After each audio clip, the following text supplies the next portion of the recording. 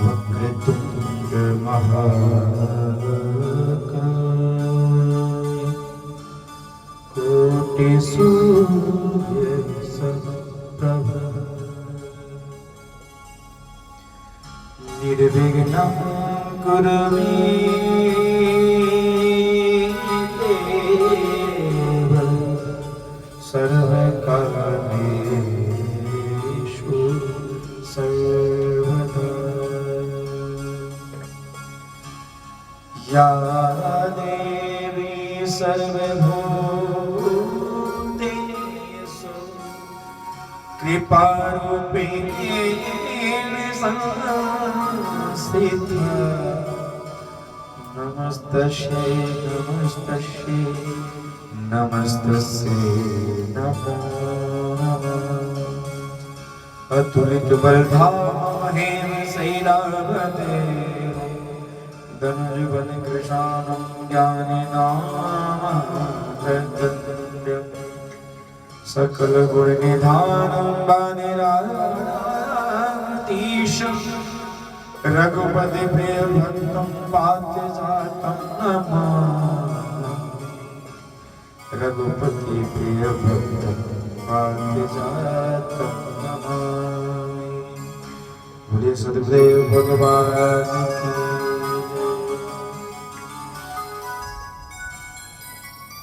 बड़े प्रेम से बोलिए श्री वृंदावन बांके बिहारी लाल की जय। प्रिय भक्त, जैसे परम शक्तिशाली अमृत को बिना जानकर पीने पर भी अमृता प्राप्त हो जाती है, ठीक उसी प्रकार से यदि अनजाने में भी कोई व्यक्ति भगवान का नाम स्मरण जप भजन कीर्तन कर ले, उसे भी फल अवश्य मिले। कोई रीति नहीं, कोई रिवाज नहीं, कोई नियम नहीं, अनजाने में निकला हुआ परमात्मा का नाम भी फलदायी है। इसी विषय में एक छोटी सी कथा की जानकारी देते हैं। पहले समय में एक जीव घातक था जो जीवों का वध करता था। वो निशाच था।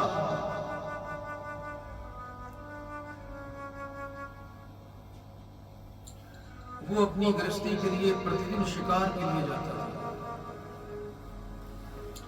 उसी से वो अपने परिवार का पालन पोषण करता था।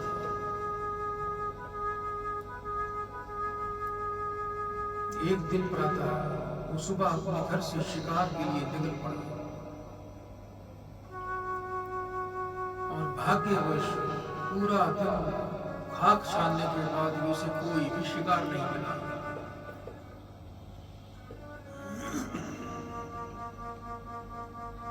सूर्य अस्त होने को था।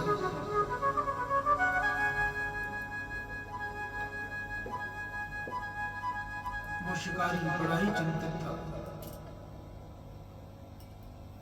घर में बच्चे भूखे बैठे हैं और अभी तक कुछ भी हाथ नहीं लगा।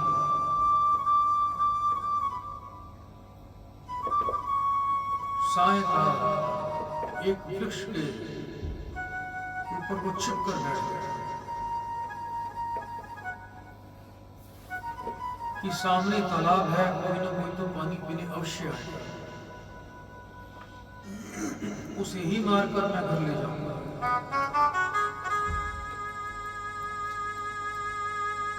आम के पत्ते तोड़ तोड़ कर उसने जाल बनाया था, उस जाल में डालता गया।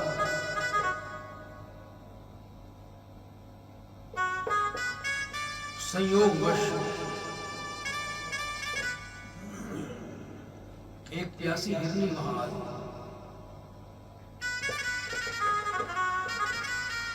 उसे देखते ही शिकारी ने अपना धनुष बाण संभाल लिया।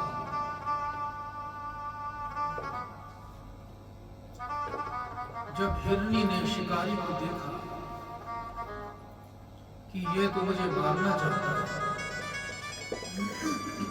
हिरनी बोलती है कि हे भाई, तुम मुझे क्यों मार रहे हो?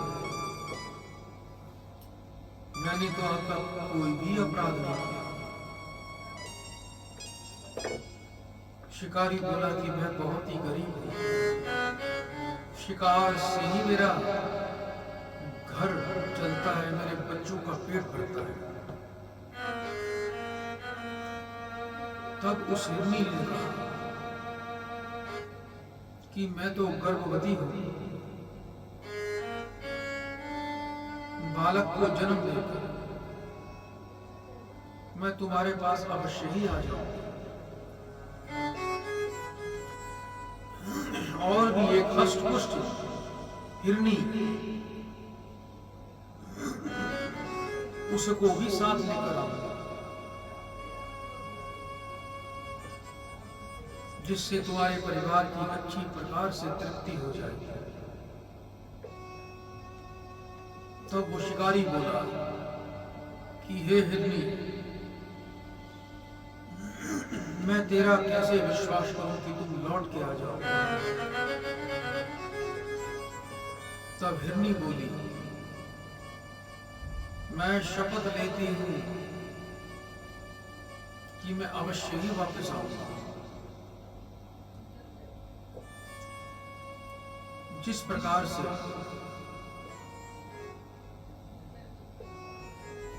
तुझ यानी ब्राह्मण होकर वेद भ्रष्ट होता है,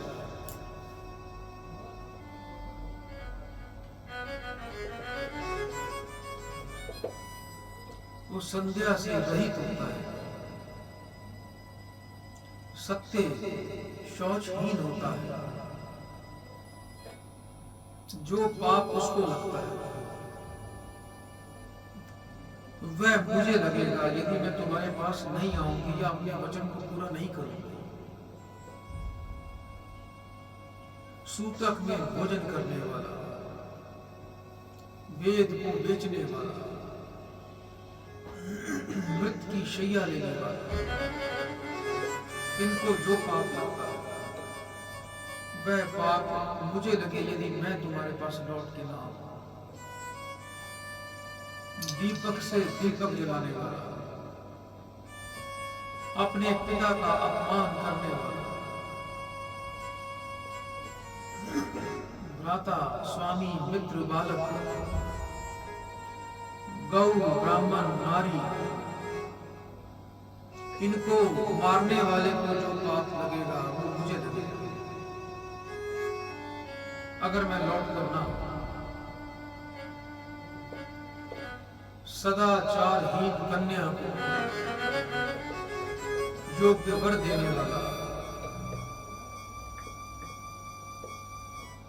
पति निंदा करने वाली नारी को जो श्राप लगता है वह पाप मुझे लगे यदि मैं वापस लौट कर ना आऊं। शिकारी उस हिरनी पर विश्वास किया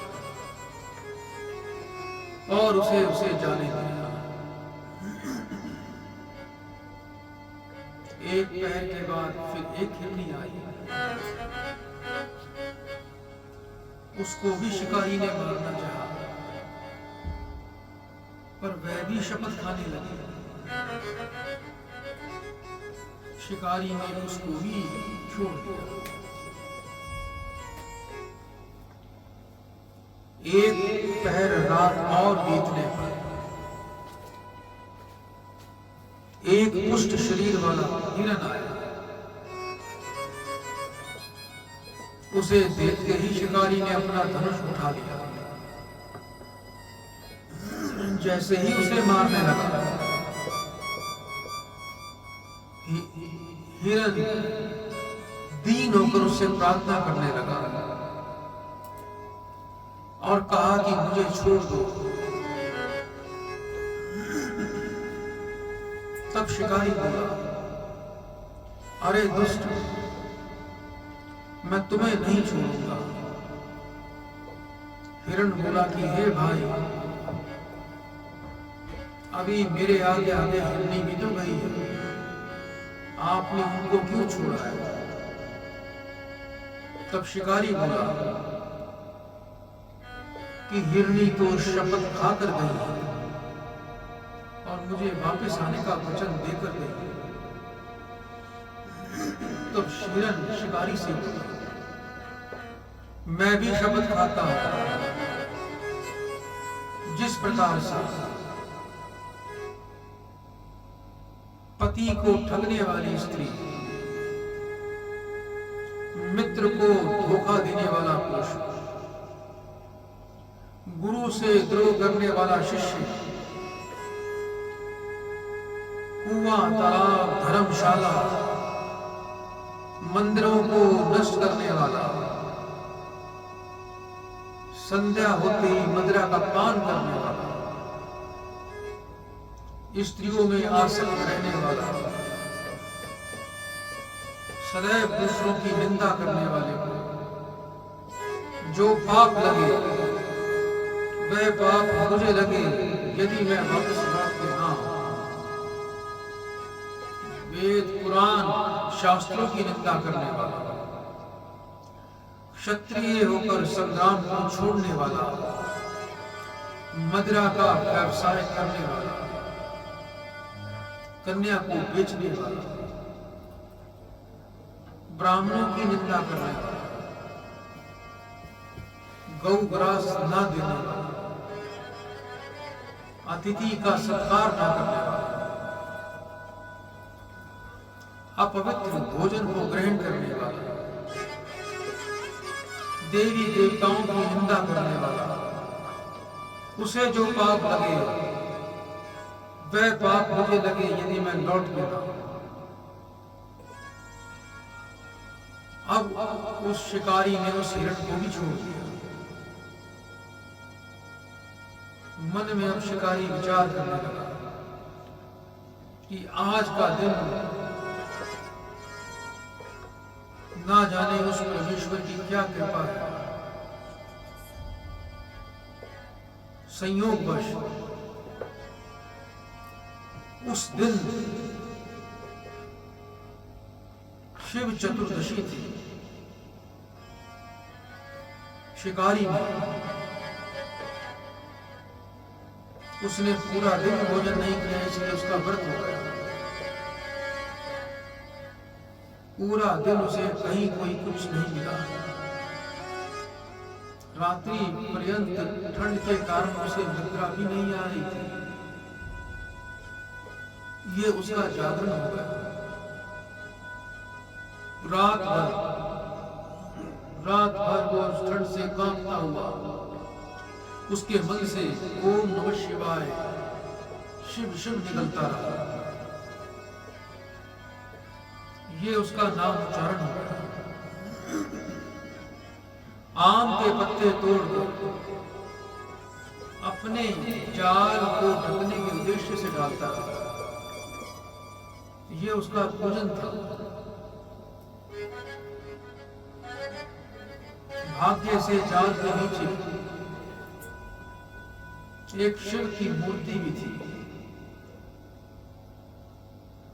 प्रातः काल होते ही उस सद्बुद्धि को, उस शिकारी को सद्बुद्धि की प्राप्ति होती। और वो क्या देखता है कि हिरण भी हिरनियों के साथ आ रहा है। और पास आकर हिरण और हिरनियों ने कहा कि हे भाई शिकारी, हम सब अपने वचन के अनुसार आपके सामने उपस्थित हो गए। आप हमें सबको मार दो और ले जाओ और अपने परिवार को पालो, उनकी रक्षा करो। शिकारी कहता है कि हे भाई हिरण, हे बहन हिरणी, आज से तुम मेरे गुरु हो। मैं आपको कभी भी हानि नहीं पहुंचाऊंगा, बल्कि मैं तो आपको पूजूंगा, आपको गुरु मानूंगा। आपने ही मेरी आंखें खोल दी।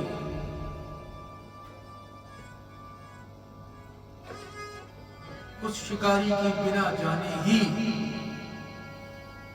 अनजाने में ही उसका पूजन हुआ, नामोच्चारण हुआ। उसके करने से उसे सद्भाव की प्राप्ति हुई और हिरण की सत्यता को देखकर शंकर जी भी प्रसन्न हो गए तथा शिकारी और हिरणियों को, हिरण को आशीर्वाद दिया कि तुम्हें दिव्य धाम की प्राप्ति होगी। इसलिए हे प्रिय भक्तों, किसी भी प्रकार से आप परमात्मा को याद करो, फल तो उसका निश्चित ही मिलेगा।